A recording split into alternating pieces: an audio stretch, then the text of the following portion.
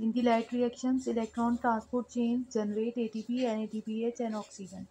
Light reaction में जो electron transport chain होती है वो एटीपी प्रोड्यूस करती है, एनएडीपीएच प्रोड्यूस करती है और ऑक्सीजन को प्रोड्यूस करने का काम करती है. Two connected photosystems collect photons of light and transfers the energy to chlorophyll electrons.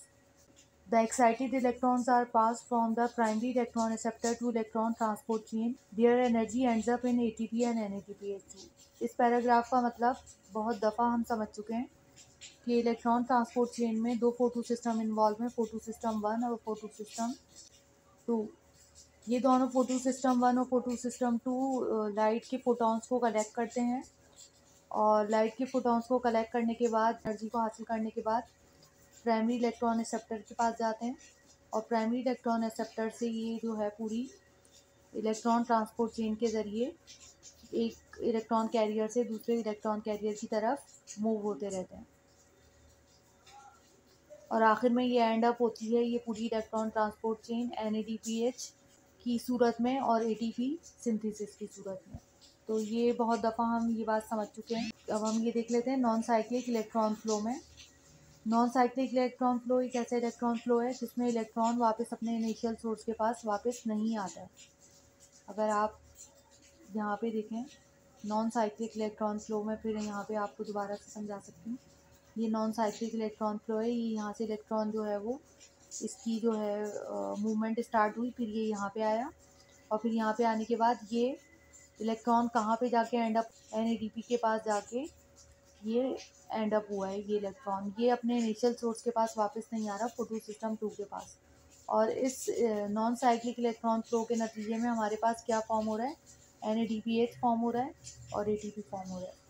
Non cyclic electron flow के नतीजे में क्या फॉर्म हो रहा है, ATP जनरेट हो रहा है और NADPH जनरेट हो रहा है. तो ये चीज़ भी हम बहुत अच्छे तरीके से समझ चुके हैं. अब यहाँ पे देख लेते हैं. ADP के साथ इनऑर्गेनिक फॉस्फेट जब अटैच होता है तो ATP बन जाता है और ATP जब बन जाता है तो हम इसको कहते हैं फोटोफॉस्फोराइलेशन. क्योंकि ये जो फॉस्फेट ADP के साथ अटैच हो रहा है उसमें जो एनर्जी प्रोवाइड हो रही है वो बेसिकली लाइट प्रोवाइड कर रही है. तो लाइट या फोटोन जो है वो एनर्जी देते हैं, तो ADP जो है वो इनऑर्गेनिक फॉस्फेट के साथ अटैच होके ATP में कन्वर्ट हो जाता है. ये पूरा जो कीमोऑस्मोटिक ATP सिंथेसिस है, कीमोऑस्मोटिक ATP सिंथेसिस और फोटोफॉस्फोराइलेशन, ये एक ही चीज़ के दो नाम हैं जिसमें ATP जनरेट होते हैं जब हाइड्रोजन आयन थाइलाकोइड मेम्ब्रेन से स्ट्रोमा में जो है वो ट्रांसफ़र होते हैं. तो ATP सिंथेस कॉम्प्लेक्स तो जो है वो ATP हमें क्या मिल जाता है, ATP मिल जाता है. और यहाँ पे NADP के साथ जब हाइड्रोजन अटैच होता है, ये हाइड्रोजन भी कहाँ से आया है, स्ट्रोमा से. हाइड्रोजन NADP जो है वो हाइड्रोजन को स्ट्रोमा से लेगा और फिर किस में कन्वर्ट हो जाएगा, NADPH2 में कन्वर्ट हो जाएगा. और ये जो NADPH2 है ये सोर्स ऑफ एनर्जाइज्ड इलेक्ट्रॉन्स है. ये जो NADPH जो फॉर्म हुआ है वो कैसे फॉर्म हुआ है, ये जो एनर्जाइज्ड इलेक्ट्रॉन्स मूव हुए थे अपने इनिशियल सोर्स से, ये एंड अप हुए हैं NADP के पास. और NADP के पास जब एंड अप हुए हैं तो ये किस में कन्वर्ट हो गया, NADPH में. और H कहाँ से आया, वो स्ट्रोमा से आया. अब यहाँ पे ऑक्सीजन को भी देख लेते हैं. ये बात हम बहुत दफ़ा अच्छी तरीके से समझ चुके हैं. Oxygen comes from the splitting of water, not carbon dioxide. ये बात पहले भी डिस्कस हो चुकी है कि जो ऑक्सीजन है वो हमारे पास आती है वाटर के टूटने से. और वाटर कब टूटता है, जब उसके ऊपर लाइट पड़ती है और इस प्रोसेस को कहते हैं फोटोलाइसिस ऑफ वाटर.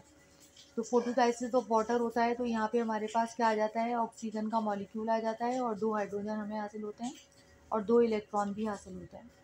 ये हम बहुत पहले भी हम डिस्कस कर चुके हैं कि जब वाटर का मॉलिक्यूल स्प्लिट होता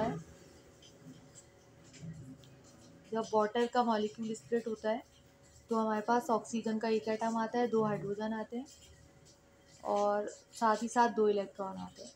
एक और स्प्लिट होगा तो फिर दोबारा 2 आ जाएंगे हाइड्रोजन, 2 इलेक्ट्रॉन आएंगे और फिर दोबारा इसके साथ क्या आ जाएगा, ऑक्सीजन आ जाएगा. तो 4 हाइड्रोजन, 4 इलेक्ट्रॉन और एक ऑक्सीजन का मॉलिक्यूल.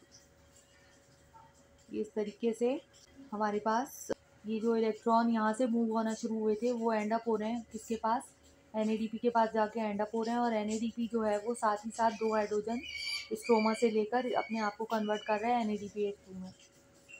ये NADPH2 जो लाइट एनर्जी है कन्वर्ट हो गई केमिकल एनर्जी में, और उस केमिकल एनर्जी कैरियर मॉलिक्यूल का नाम है NADPH2। और यहाँ पे देखें दोबारा लाइट एनर्जी किस कंपाउंड में कन्वर्ट हुई है, ATP में कन्वर्ट हुई है।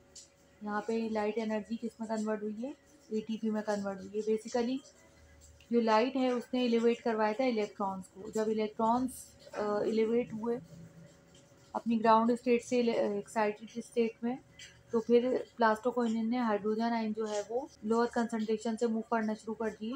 ल्यूमन में जो है वो पंप हाइड्रोजन आयन करना शुरू कर दिए, जिसकी वजह से ल्यूमन में हाइड्रोजन की कंसंट्रेशन बहुत ज़्यादा हो गई।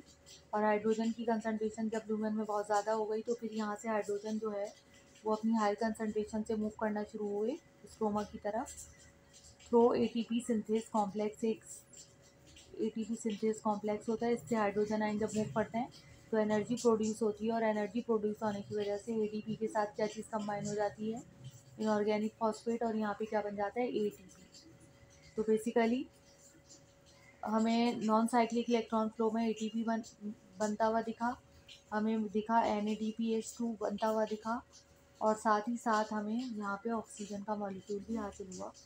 ये सारा प्रोसेस पिछली दफ़ा भी बहुत तफसील से डिस्कस हुआ था और अब दोबारा भी डिस्कस हो रहा है। अब यहाँ पे हमारे पास है साइक्लिक इलेक्ट्रॉन फ्लो।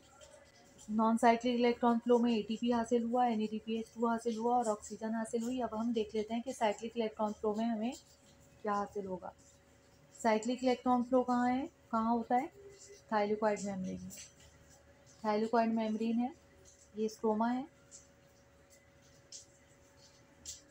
ये भी स्ट्रोमा है, और ये क्या है, थाइलेकोइड मेम्ब्रेन।